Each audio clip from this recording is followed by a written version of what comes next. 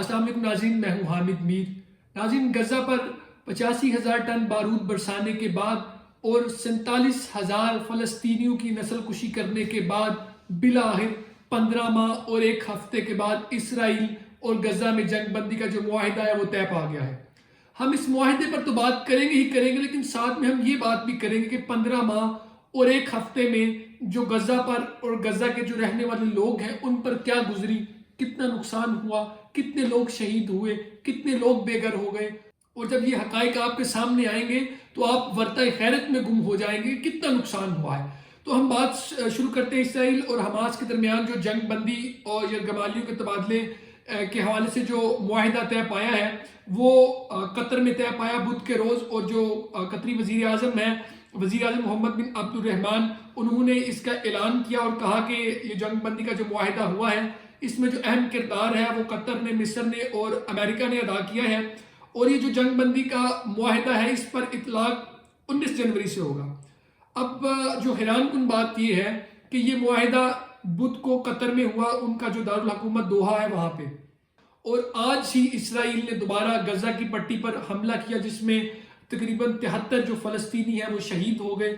اس کے اطلاق تو 19 جنوری سے ہونا ہے، اور آج جو اسرائیلی کیبنٹ ہے اس نے اس کی منظوری دینی تھی۔ اس پر ہم بات بعد میں کریں گے، لیکن میں آپ کو وہ حقائق آپ کے سامنے رکھنا چاہتا ہوں کہ اس 15 ماہ کے عرصے اور ایک ہفتے کے عرصے میں فلسطین پر 85,000 ٹن بارود برسایا گیا ہے، اور رپورٹ کے مطابق یہ ہے کہ 47,000 سے زائد جو فلسطینی ہیں ان کی نسل کشی کر دی گئی ہے، اور 1,15,000 لوگ جو ہیں وہ زخمی ہوئے ہیں۔ اور اس ساری صورتحال کے چلتے ہوئے مد نظر رکھتے ہوئے جو تباہ شہروں کی عمارتیں ہیں اور جو گھروں کا ملبہ ہے،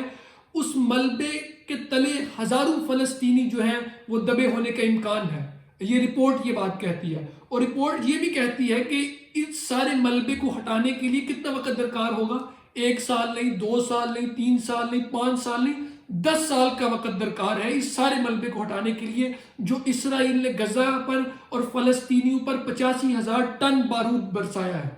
آپ امیجن کر سکتے ہیں 10 سال سے ملبہ ہٹانے کے لیے اور نئی عمارتیں کھڑی کرنے کے لیے کوئی ڈیڈ لائن نہیں دی گئی۔ اور اس جنگ میں فلسطینیوں نے بہت کچھ کھویا، جس طرح حماس کے سربراہ اسماعیل ہنیہ تھے، ان کو تہران میں شہید کیا گیا، جبکہ دوسری جانب جو سربراہ یحییٰ سنوار تھے ان کو غزہ میں شہید کیا گیا۔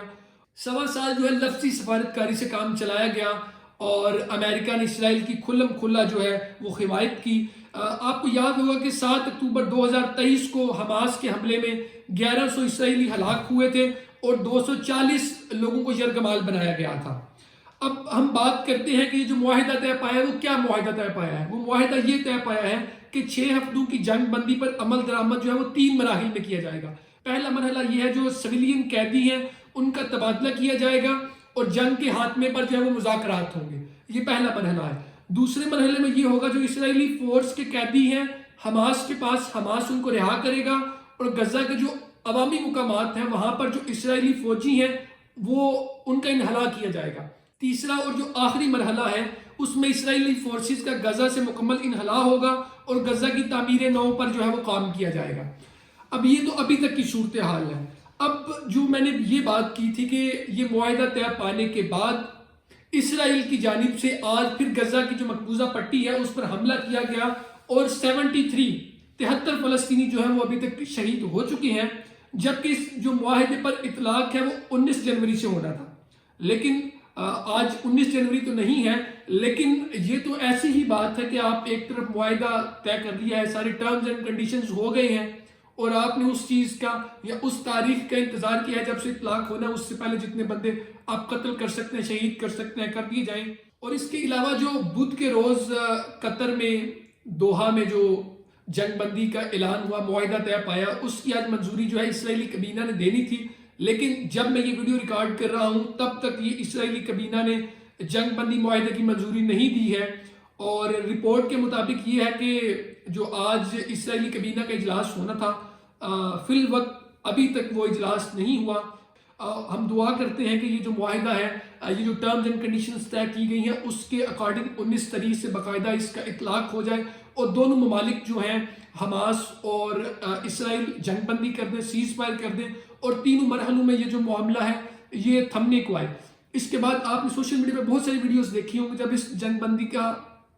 اعلان ہوا، جب اس جنگ بندی کے معاہدہ کا اعلان ہوا تو ایک لہر دوڑ گئی، مختلف جگہوں پر جشن منایا گیا، آتش بازی کی گئی، فلسطینی بہت خوش تھے۔ ایون جو